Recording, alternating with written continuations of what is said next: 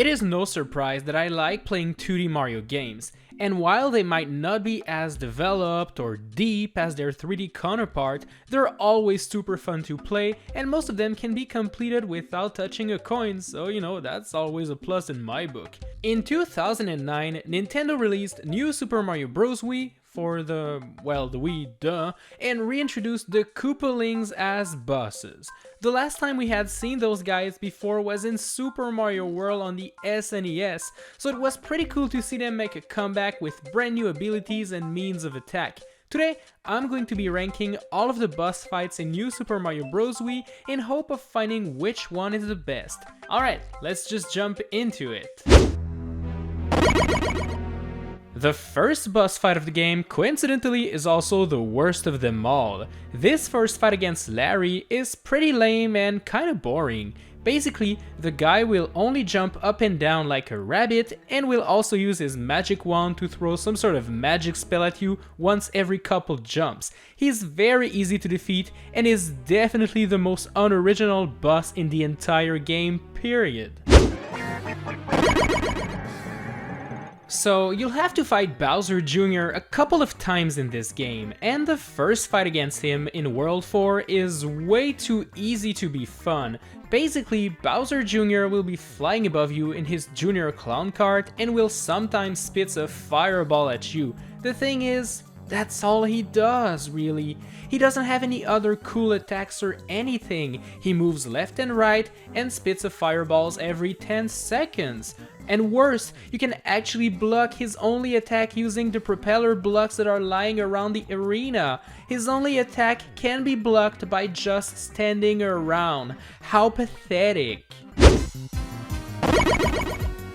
Iggy awaits you in World 5-Tower, and you'll soon see that the guy uses the same pattern of attack as his brother Larry. He will just jump and use his wand from time to time. The main difference between him and Larry is the arena in which the battle takes place. Those three platforms will move up and down, potentially to make it harder for you to dodge his attacks, but does it work? No, it doesn't. Larry makes a comeback fight in World 1-Castle, and the main difference between this fight and the previous one is the arena that is made out of those cylinders that move up and down. Once again, I don't think this little shift of battlefield will be enough to really be a big problem, and the fight will be over in no time. Next up on the list is Wendy from World 4-Castle, and Wendy's main means of attack will be to create those bouncy rings that can hurt you if they touch you. The thing is, this boss fight takes place underwater, so as soon as you, Wendy, or the rings hit the water, then they become so slow that you have like a million minutes to see where they will hit you and dodge them. So yeah, this one's super easy.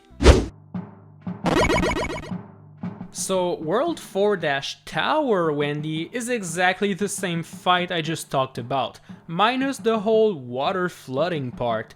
Considering I'm not the biggest fan of underwater levels, I feel like this fight is just a little bit more fun when water is not involved, hence why I made this one higher on the list. But once again, the rings are super easy to dodge, so you'll have no problem at all.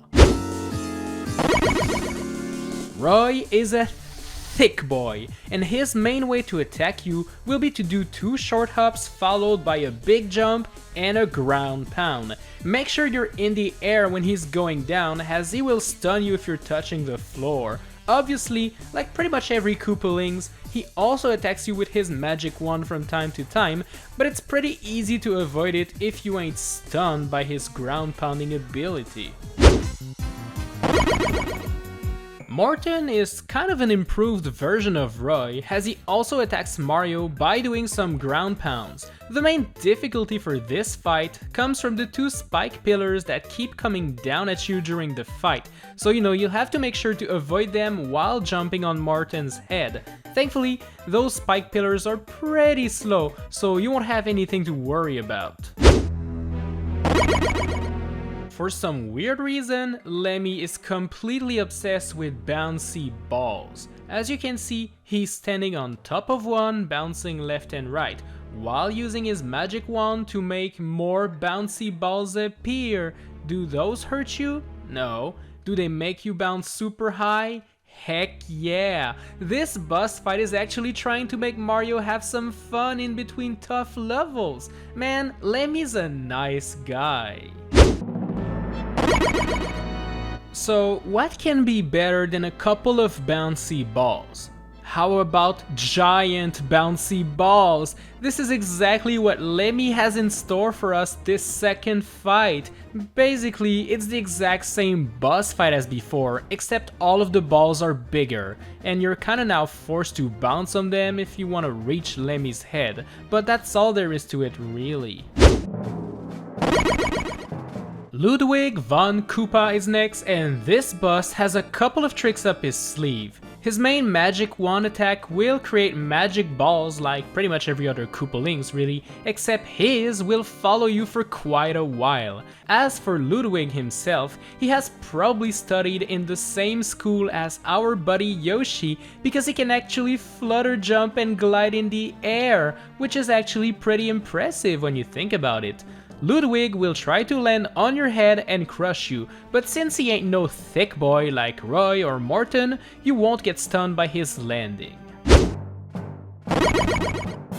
Speaking of getting stunned by enemies, Morton is back in this second fight, and this time, the fight takes place on this very weird terrain. Basically, when Morton will do his famous ground pound attack, both the platforms next to him will suddenly go up to the ceiling, potentially crushing you in the process. Make sure to stay as far as you can, or as close as you can for that matter, and you'll be able to jump on his head and defeat him. Iggy knew he wasn't suited for battle after Mario defeated him so easily in the first fight, so in World 5- Castle he comes back prepared this time with a chain chomp buddy. What you'll have to do now is to move around the terrain and pursue him to jump on his head, but once you do that, his pet chain chomp will be kinda mad at you, so run as fast as you can to avoid getting turned into his dinner and you'll be all good. Also, look at Iggy during this fight in his little cart thing. He's having the time of his life. He looks so happy. I almost feel bad for attacking him in a way. So this second fight against Ludwig is basically the same as the first one, except it takes place on one epic battlefield made out of 3 platforms moving up the castle at high speed on rails.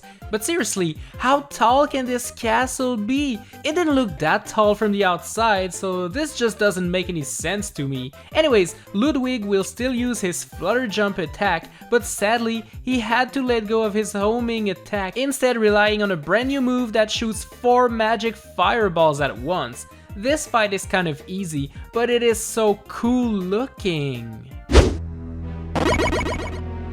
Roy's second battle in World 2- Castle is super fun in my opinion. Instead of just jumping and trying to ground pound you like he did before, he will now enter those huge warp pipes in hopes of eventually landing on your head.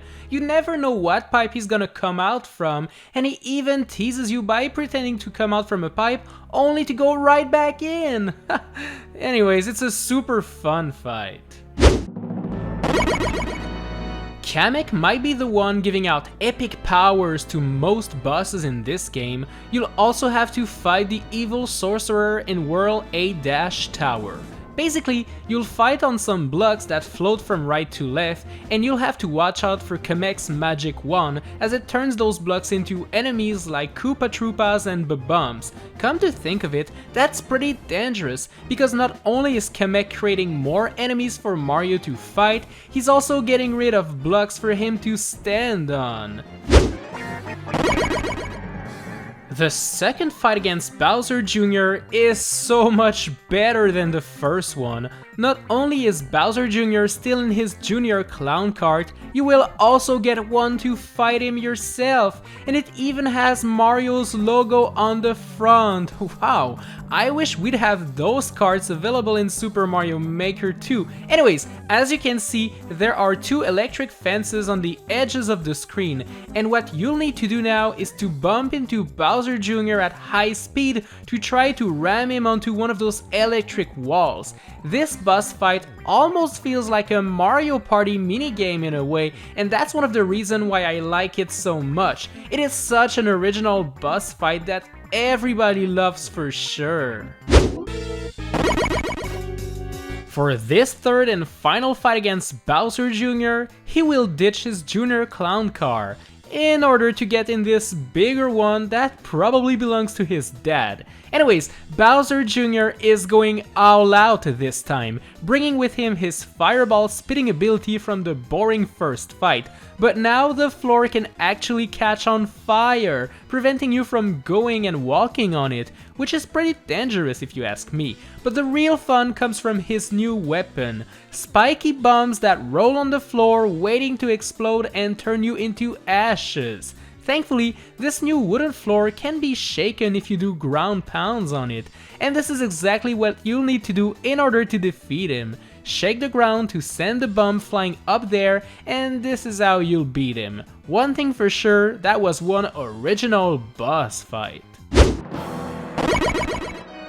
There is only one boss left, and it is the final boss of the game himself, Bowser.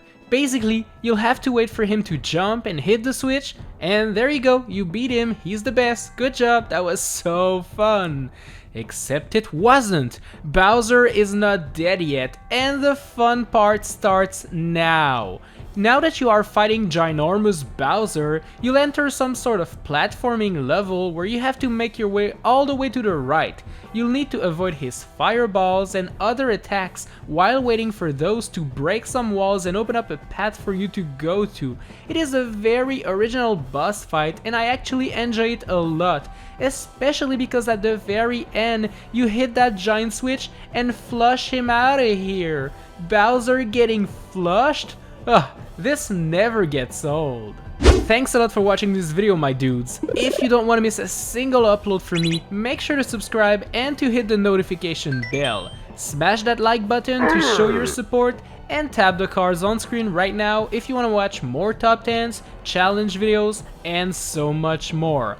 Alright guys, I'll see you in the next one.